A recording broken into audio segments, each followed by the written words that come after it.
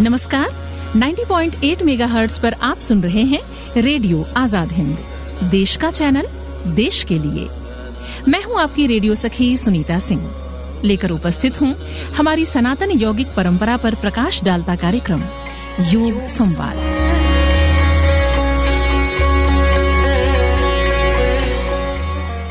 श्रोताओं, हम सब जानते हैं कि गीता कर्म योग का संदेश देती है। गीता के कर्म योग का आधार ही सेवा, सहायता और बलिदान है।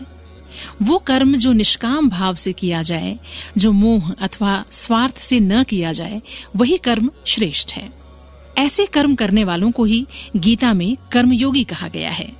कर्म योग को और भी अधिक सरलता से समझने के लिए हमने सोचा कि क्यों न कर्मयोगी के व्यवहार पर चर्चा की जाए कि एक कर्मयोगी किस तरह से सोचता है, उसके चिंतन की धारा क्या होती है, वो किस उद्देश्य से किसी काम को करता है, वो जीवन में किस तरह कर्म करता है और जीवन को सार्थक और सफल बनाता है। हमें उम्मीद है कि कर्मयोगी के व्यवहार को समझने के बाद जीवन में कर्मयोग को अपनाने में आपको भी सरलता होगी, एक रास्ता मिल जाएगा, ऐसी हम उम्मीद करते हैं। इसी विचार के साथ हमने आज ये विषय रखा, कर्मयोगी का व्यवहार।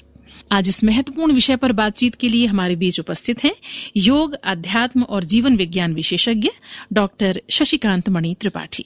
नमस्कार शशिकांत जी, बहुत बहुत स्वागत है आपका इस कार्यक्रम में। जी नमस्कार। पिछले 2 अध्यायों में कर्मयोग को हमने खूब समझा और जाहिर सी बात है कि समझने से तो बात नहीं बनती है जब तक व्यवहार में न उतरे। बिल्कुल। इसी विचार के साथ कि हम ये जानें कि कर्मयोगी का व्यवहार कैसा होता है, हमने सोचा कि ये विषय रख लिया जाए। तो सबसे पहले तो हम ये जानना चाहते हैं कि जो हमारा किसी भी कर्म का आधार है वो बुद्धि होती है, तो जो कर्मयोगी है उसकी बुद्धि कैसी होती है? आपने बिल्कुल सही सवाल किया।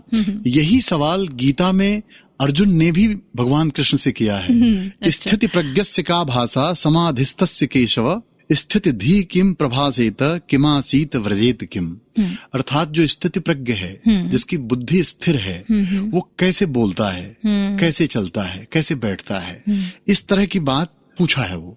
अब यहाँ पर थोड़ा सा ध्यान मैं आपका आकर्षित करना चाहूंगा मनोविज्ञान के विकास क्रम को। जी। जब संरचनावादी मनोविज्ञान का दौर चल रहा था, उपागम का, तो उस समय जो मनोविज्ञान के अध्येता थे, उन्होंने आत्मनिरीक्षण विधि, जिसको इंट्रोस्पेक्टिव मेथड कहते हैं, के द्वारा चेतना का अध्ययन किया कि चेतना की संरचना कैसे होती है, रचना कैसे होती है। क्योंकि उस समय उन्होंने डिफाइन किया कि psychology is science of consciousness. अच्छा। कि मनोविज्ञान चेतना का विज्ञान है।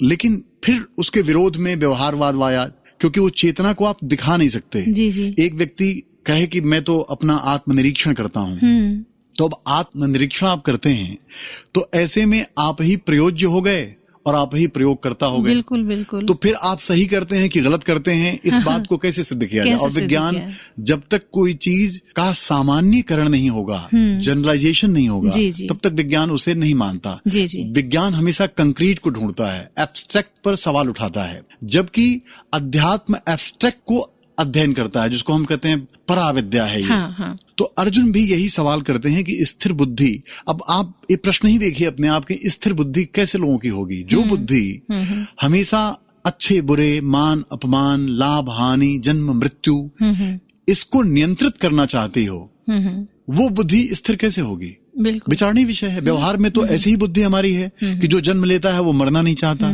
जो आदमी लाभ चाहता है वो हानि नहीं चाहता, जो आदमी सुख चाहता है वो दुख नहीं चाहता। जबकि ये एक दूसरे के साथ, भगवान ने गीता के विभूतिपाद में कहा भी है कि मैं समासों में द्वंद्व समास हूँ। जन्म और मृत्यु द्वंद्व समास के साथ लिखे जाते हैं, लाभ हानि द्वंद्व समास के साथ लिखे जाते हैं। इसका मतलब कि हानि की संकल्पना बिना लाभ के या लाभ की संकल्पना बिना हानि के हो ही नहीं सकती। लेकिन मनुष्य इतना बुद्धिमान होने के बाद भी लोगों से खूब चर्चा करता है, सत्संग करता है, लेकिन इसी भूल भुलैया में पड़ा हुआ है कि मुझे एक चाहिए। जैसे कोई गुलाब के फूल से प्रेम करे, कहे कि लेकिन कांटे से मुझे सख्त नफरत है, तो तुम्हें फूल का भी जो है चाह छोड़ना पड़ेगा। तो ऐसे में सुख को चाहने वाला व्यक्ति दुख को न चाहे, ये हो ही नहीं सकता, क्योंकि आएंगे दोनों। और कहते भी हम हैं कि एक सिक्के के 2 पहलू हैं। तो ऐसे में स्थिर बुद्धि के लिए ही भगवान ने जब योग को परिभाषित किया गीता में, तो कहा योगस्थ कुरु कर्माणि संगम त्यक्त्वा धनंजय। अब ये बुद्धि के लिए एक उद्घोष है। बुद्धि हमेशा संग करेगी। जो बुद्धि लाभ चाहती है वो हानि का संग तो नहीं करेगी, लाभ का संग करेगी। तो कहते हैं संग का त्याग करो। तो इसका मतलब कि आपको ऐसी बुद्धि से भी मुक्त होना पड़ेगा जो बुद्धि लाभ चाह रही है, यानी चाहतों को छोड़ना पड़ेगा। चाहतों को छोड़ने से बुद्धि स्थिर होगी। और इसके लिए फिर भगवान कहते हैं प्रजहाति यदा कामान सर्वान पार्थ मनोगतान आत्मन्नेवात्मना तुष्टः स्थिति प्रज्ञस्त दोच्यते। हे अर्जुन, जिस काल में स्थिर बुद्धि पुरुष समस्त कामनाओं का त्याग कर देता है। देखिए बात कही जा रही, बुद्धि जो है वो उभे सुकृत दुष्कृते तस्मात् योगाय उज्जस्व योगः कर्मसु कौशलम। अब योगः कर्मसु कौशलम लोग बोल जाते हैं, लेकिन उभे सुकृत दुष्कृते उनके समझ में ही नहीं आता कि ऐसी बुद्धि जो विफलता और सफलता इन दोनों में एक जैसी हो, त्याग दे। तो इसको हम इस संदर्भ में देख सकते हैं ना कि स्थिर बुद्धि और अस्थिर बुद्धि के जो लोग हैं उनमें किस प्रकार का अंतर होता है। जो कामनाओं के साथ खड़े लोग हैं, जो अनासक्त नहीं है, आसक्त हैं, वो अस्थिर बुद्धि के लोग हैं। क्योंकि जिस विषय में आसक्त हैं उसके दूसरे पक्ष को वो नकार भी रहे हैं साथ ही साथ, जबकि ऐसा नहीं होगा। अगर एक सिक्के के दो पहलू की तरह आप समझ रहे हैं तो आप ये मान के चलिए कि सुख की चाह में दुख आएगा ही। बिल्कुल, दुख आएगा तभी आपको सुख का अनुभव होगा, अन्यथा नहीं होगा। तो कहते हैं कि ऐसा स्थिर बुद्धि जो पुरुष है वो आत्मा से आत्मा में ही संतुष्ट रहता है। उस काल में वह स्थिति प्रज्ञ अर्थात स्थिर बुद्धि कहलाता है। आत्मा से आत्मा में ही संतुष्ट होना, बुद्धि से संतुष्ट नहीं होना। बुद्धि से संतुष्ट होने के प्रयास में बुद्धि अस्थिर होगी। मन बुद्धि अहंकार अस्थिरता का द्योतक है। अहंकार कभी एक जैसा नहीं होता। एक ही व्यक्ति के प्रति आपका प्रत्यक्षण परसेप्शन बदल सकता है, आपकी मनोवृत्ति बदल सकती है या बदली जा सकती है। आपका गुणारोपण जो एट्रीब्यूट कहते हैं उसको। तो इस तरीके से सारी चीजें आप देखेंगे तो ये सब अहंकार केंद्रित हैं। हम लोग पूरे समय में अहंकार के साथ, यानी जिसको हम लोग गुण विभाग कह रहे हैं, अभी पिछले एपिसोड में हमने उसका जिक्र किया, गुण विभाग और कर्म विभाग, इसी समय में व्यवहार कर रहे हैं। तो आत्मा में आत्मा से संतुष्ट होना, आत्मा को जानेगा कौन? बुद्धि। क्या आत्मा को विषम बुद्धि से कैसे जानोगे? आत्मा को जानने वाली बुद्धि स्थिर होगी, तब जाके आत्मा से आत्मा में संतुष्ट होने की बात की जाएगी। अब आप सोचें कि मैं अपनी इस विषम बुद्धि से आत्मा को जानूं, इसीलिए योग दर्शन में आप देखेंगे जो प्रकृति की विकृति होती है, विकृति का मतलब ये होता है, इसको थोड़ा समझना होगा, क्योंकि तत्व दर्शन के बिना ब्रह्म ज्ञान जो है वो व्यवहार का विषय नहीं बनेगा। आज आपने जो शीर्षक चुना है कर्म योगी का व्यवहार, अद्भुत शीर्षक है। अब देखिए अर्जुन का जो व्यवहार है उस व्यवहार को बहुत लोग इस दृष्टि से भी देखते हैं कि अर्जुन तो अहिंसक है, वो तो युद्ध को टालना चाहता है। बिल्कुल बिल्कुल। किसी कवि ने कहा कि कब तक युद्ध को टाला जाए, तू है राणा का वंशज, फेंक जहां तक भाला जाए। अगर युद्ध ही धर्म बन गया हो तो या धर्म की रक्षा के लिए युद्ध बन गया हो, मुझे याद आता है महात्मा गांधी जी का एक नारा था, करो या मरो। जबकि वो अहिंसा के प्रेमी थे, गीता पढ़ते थे। अब आप कई बार प्रतियोगी परीक्षाओं में जब ये पूछा जाता है कि ये कथन किसका है, करो या मरो, तो विकल्प में सुभाष चंद्र बोस भी होते हैं, महात्मा गांधी भी होते हैं। तो बच्चे लोग जो बहुत ठीक से अध्ययन नहीं करते वो कहते होंगे ये गांधी जी का विचार तो नहीं हो सकता, क्योंकि कितना ये अपने आप में कितना हिंसा है इस विचार में। आप विचार करके देखिए, करो या मरो, लेकिन एक अहिंसक व्यक्ति बोल रहा है। क्योंकि उस वक्त का धर्म ये हो, धर्म ये है, क्योंकि जो मैं कह रहा हूं करो या फिर मरो। तो ऐसे में कई बार धर्म भी युद्ध का रूप ले लेता है, या युद्ध कब धर्म बन जाता है ये सामाजिक परिस्थितियां तय करती हैं। अगर आताताई आदमी है, जिसको गोस्वामी तुलसीदास जी बड़े सुंदर पंक्तियों में कहते हैं, सठ संग विनय कुटिल संग प्रीति, सहज कृपण संग सुंदर नीति, कामी क्रोधी संग हरि कथा, ऊसर बीज बुए फल जथा। जैसे ऊसर में आप बीज डालोगे और फसल होने की कामना करोगे, तो ऐसे कामी क्रोधी लोभी व्यक्ति हो और उसके सामने हरि कथा हरि कथा मतलब हरण करने वाली कथा, चित्त को हर लेने वाली। कृष्ण को कहते हैं ना कि कृष्ण ने कपड़ा चुराया, कृष्ण चित्त चोर हैं, चित्त को चुरा लेते हैं। ऐसे चित्त को जो विषय कामनाओं में, जो राग द्वेष क्रोध लोभ और रजोगुण में चित्त रमा हुआ है, उस चित्त को चुरा करके फिर वो रास करते हैं। लोग समझ नहीं पाते जी कि रास का मतलब, तब जीवन का रस आता, ब्रह्म रस, तब वो चित्त चोर, ब्रह्मानंद की बात, वो चित्त चोर है, जिसको लोग सोचते हैं कि अरे वो तो कृष्ण रसिया है। रसिया नहीं है, वो आपको ब्रह्मानंद के रस को चखा रहा है। और जिनको आप गोपियां देख रहे हैं शरीर के, चूंकि भाव जगत में महिलाएं प्रकृति से उनको वर मिला हुआ है कि वो भाव जगत की स्वामिनी है। तो ऐसे में जितनी गोपियां हैं, आप देखो कितना सुंदर ये चित्रण है। चूंकि गीता भगवान का गीत है, तो हम भगवान के लीलाओं में भी कर्मयोग को देखने की कोशिश करें। क्योंकि हम कई बार देखते हैं रास को लेकर कई पढ़े लिखे बुद्धिमान लोग भी बहुत भ्रमित होते हैं और कहते हैं कि ये रास तो महिला पुरुष की स्वच्छंदता है। ऐसा नहीं है। रास प्रसंग को भागवत का प्राण कहा जाता है, पंच प्राण, रास पंचाध्यायी को।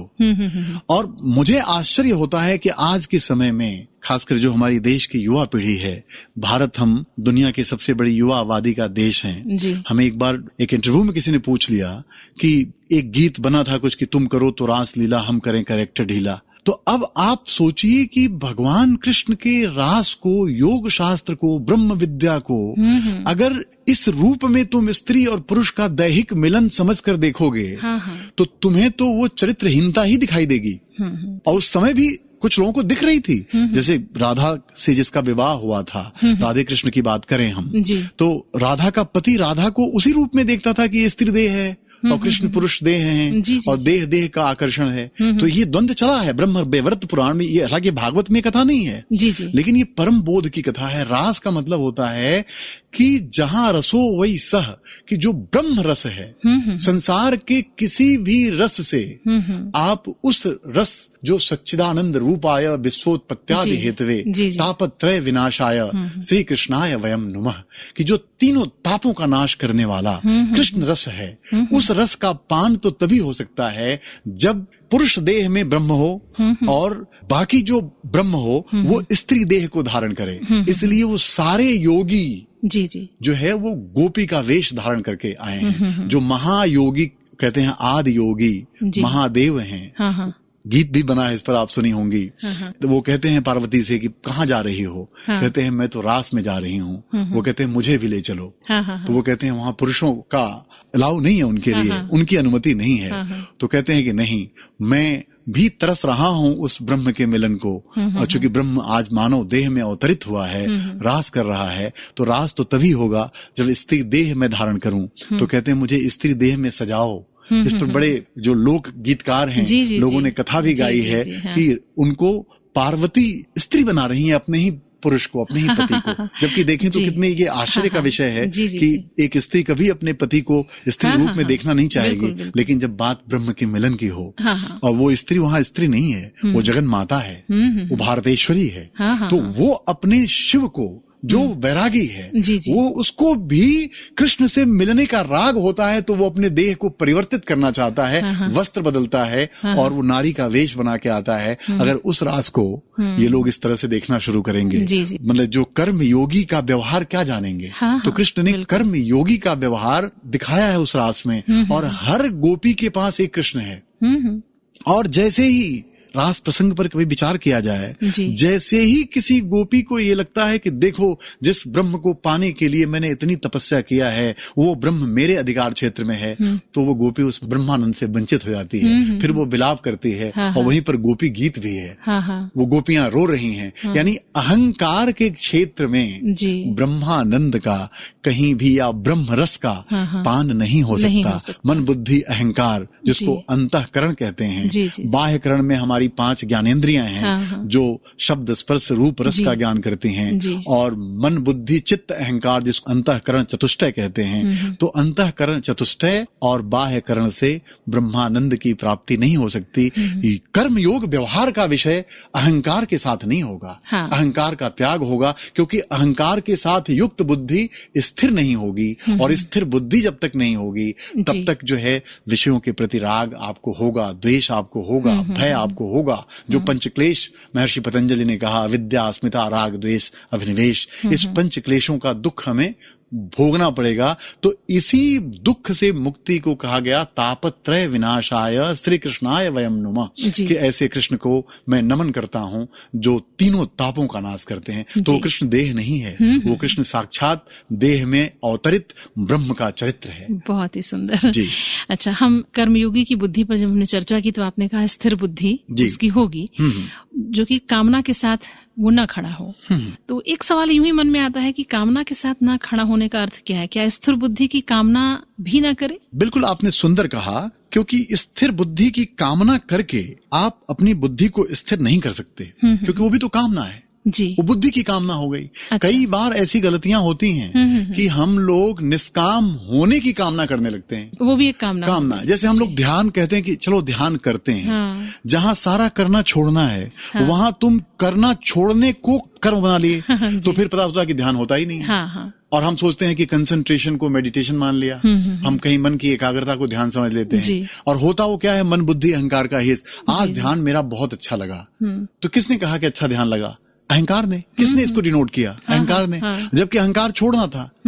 तो ध्यान छोड़ने का नाम है, और ध्यान को लोगों ने कर्म बना लिया। परिणाम ये हुआ कि वो ध्यान करने का कर्म ही बाधा हो गया, जिसको आप देखें कई बार प्रेम, जिसको अभी हमने रास की बात की और प्रेम तत्व की बात हम करें, कभी हम अपने एपिसोड में प्रेम योग पर भी चर्चा करेंगे, क्योंकि प्रेम योग है जी।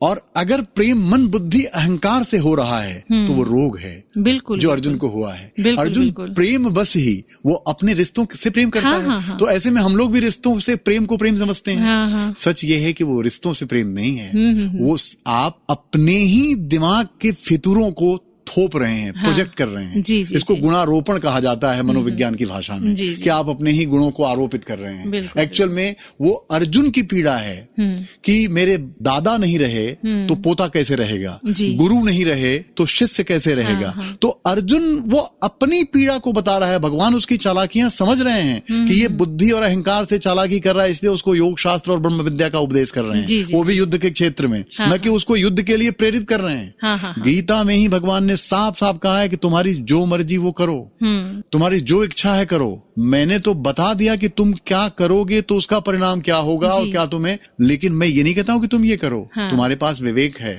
और तुम अपने विवेक का इस्तेमाल करो। तो ऐसे में गीता कभी भी जिन लोगों को लगता है कि युद्ध के लिए प्रेरित करती है, ये बहुत भयानक भ्रम है। गीता का एकमात्र उद्देश्य कर्तव्य कर्म का निर्वाह है, और कर्तव्य कर्म के निर्वाह से ही आप आसक्ति से मुक्त होते हैं। अब ये थोड़ा विज्ञान समझिएगा। जी। सामान्यतः हम संसार में जिन भी विषयों की कामना करते हैं उनकी आपूर्ति, यानी उन विषयों की इच्छा से मुक्त होने के लिए कामना करते हैं। लेकिन क्या इच्छाओं से मुक्ति मिलती है? कभी भी नहीं। कभी नहीं मिलती। क्यों नहीं मिलती? क्योंकि कर्तव्य कर्म हम नहीं करते, हम फलासक्त होकर कर्म करते हैं। हम फल, और संसार का कोई ऐसा फल नहीं है जो आपको संतुष्टि प्रदान करे, शांति प्रदान करे। आप उठा के दुनिया ये देख लीजिए। फिर मैं बात आपको थोड़ा सा योग वासिष्ठ का मैं करूंगा। राम जी जब सारे शास्त्रों का, चूंकि गीता उपनिषदों का सार है, तो राम जी को भी उपनिषद पढ़ाए गए होंगे, वेद पढ़ाए गए होंगे, वेद को मतलब कहते हैं ऋषि इस वेद मंत्रों को उन्होंने देखा है। तो राम जी सारा जब ज्ञान प्राप्त करके आते हैं, आपने आज का विषय इतना रोमांचक रखा है कि मैं तो पूरे भाव में बह रहा हूँ कि कर्म योगी का प्रवाह, जो कर्म योगी का व्यवहार। तो राम जी आते हैं, कहते हैं कि मैंने जगत में जितने लोगों को देखा कर्म करते हुए, हर आदमी कर्म करता है दुख से मुक्त होने के लिए, लेकिन दुख से मुक्त कोई नहीं दिखा। बिल्कुल। इसको कबीर साहब कहते हैं, राजा दुखिया प्रजा दुखिया, तपसी के दुख दूना, कहें कबीर सुनो भाई साधो, तीनों महल है सूना। तो आदमी कौन सा कर्म करेगा? कोई राजा बनना चाहेगा, कोई प्रजा बन के दुखी है, कोई राजा बन के दुखी है, कोई तपस्वी बन के दुखी है, जिसको कबीर साहब कहते हैं सुखिया सब संसार है, खाए और सोए, दुखिया दास कबीर है, जागे और रोवे। वो कहते हैं ना कि दो पाटन के बीच में साबुत बचा न कोई। तो जो जन्म और मृत्यु के बीच में जो सारे लोग मरे जा रहे हैं, ये मरे जा रहे हैं क्यों? क्योंकि ये अनासक्त कर्म करने के अभ्यासी नहीं है। कर्म योग को व्यवहार में कर्म योग इनके नहीं है, इनके ज्ञान में कर्म योग है।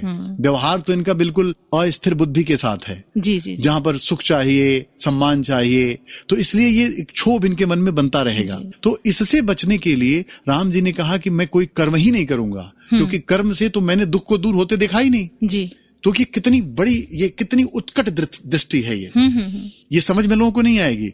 आदमी करते करते मर जाता है लेकिन कर्म नहीं छोड़ता। राम जी ने कर्म ही छोड़ दिया कि किसी कर्म से मैं दुख से मुक्त होते हुए नहीं देखा लोगों को, तो इसलिए मैं कोई कर्म करने योग्य समझता ही नहीं हूँ। तो फिर उनको वहां पर योग वासिष्ठ में वशिष्ठ जी ने योग का ज्ञान दिया, जो सिर्फ राम और वशिष्ठ के बीच का अंतरंग संवाद है। और फिर वो अपने ब्रह्म रस को, ब्रह्म तत्व को जाने और कहते हैं फिर मैं क्या करूं? कहते हैं जीवन मुक्त होके कर्म करो। तो ये है जीवन मुक्ति का कर्म कि जहां अनासक्त हो। यहाँ जीवन में बंधन आता ही तब है जब हम आसक्त कर्म करते हैं या अस्थिर बुद्धि से कर्म करते हैं। जी। अच्छा, दुख से बचना और सुख प्राप्त करने का प्रयास करना ये सामान्य आदमी करता है, लेकिन जो स्थिर बुद्धि का व्यक्ति है वो ये नहीं करता, ऐसा? बिल्कुल, स्थिर बुद्धि का व्यक्ति कभी ऐसा नहीं करेगा, क्योंकि वो दुख और सुख में सम रहना जानता है। समत्वम योग उसे आता है। योग मतलब समत्व है। और दुख और सुख जो है बुद्धि को विषम बनाएंगे, क्योंकि एक सुख चाहने वाला व्यक्ति दुख में कैसे अनुद्विग्न नहीं होगा? जी, उद्विग्न तो होगा वो, क्योंकि वो सुख चाह रहा है। जो आप चाहोगे और जो आप नहीं चाहोगे, तो नहीं चाहने वाली चीज पा करके क्या आपको वैसी ही अनुभूति होगी जैसा चाहने वाली चीज पाकर हो रही है? नहीं होगी। नहीं चाहने का मतलब ये है कि आप नहीं चाहने वाली चीज मिलेगी तो आप दुखी होगे। दुखी आप किन चीजों से होते हैं? जो आप नहीं चाहते हैं। बिल्कुल। तो ऐसे में अगर वो स्थिर बुद्धि वाला व्यक्ति भी नहीं चाहने और चाहने वाले चाहने के बंधन में फंसा हुआ है, तो उसकी बुद्धि स्थिर कैसे होगी? बिल्कुल। तो वो कर्म योग को व्यवहार में कैसे लाएगा? फिर वो हम लोगों की तरह वो कर्म योगी अपने आप को कहेगा, लेकिन व्यवहार में वो भोगियों का व्यवहार करेगा। बिल्कुल बिल्कुल। जो स्थिर बुद्धि वाला व्यक्ति है उसका स्वभाव कैसा होगा?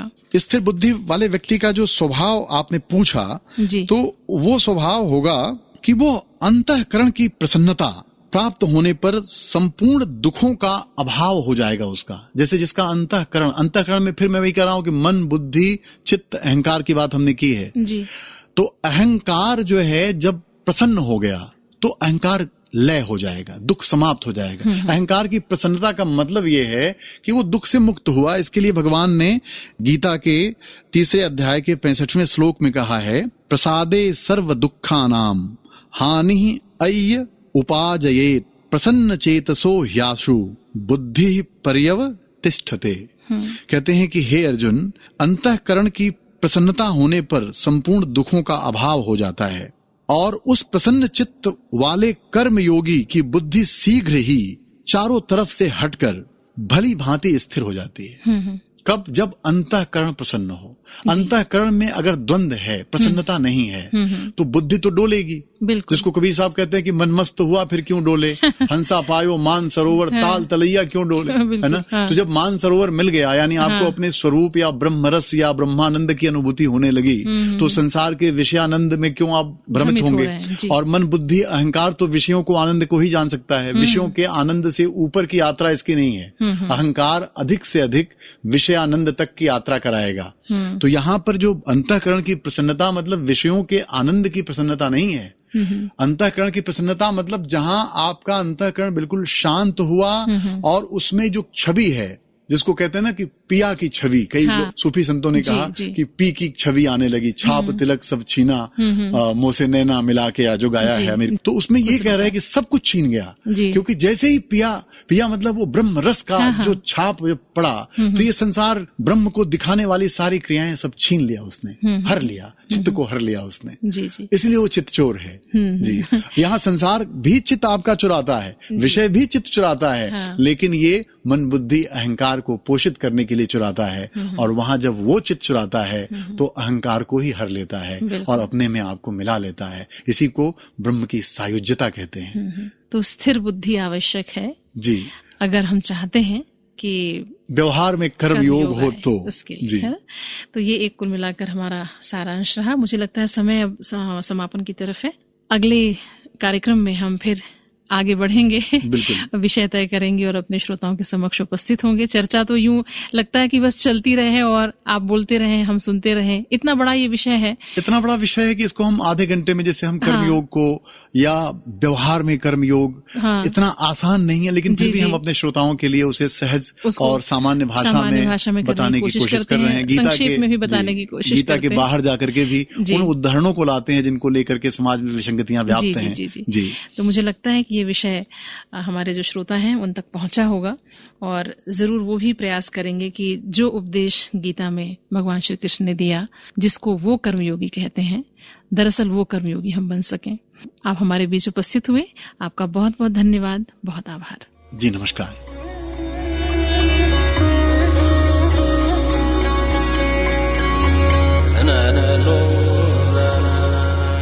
तो श्रोताओं, योग संवाद के आज के अंक में हमने चर्चा की कि कर्मयोगी का व्यवहार कैसा हो। उम्मीद है आज की कड़ी आपको पसंद आई होगी। चलते चलते आपको बता दें कि योग संवाद के लिए आज हमारे बीच उपस्थित थे योग, अध्यात्म और जीवन विज्ञान विशेषज्ञ डॉक्टर शशिकांत मणि त्रिपाठी। इस कार्यक्रम की परिकल्पना अदिति गौड़ की थी, ध्वन्यांकन अमित कुंदानी का, और आपसे बातचीत कर रही थी मैं, आपकी रेडियो सखी सुनीता सिंह।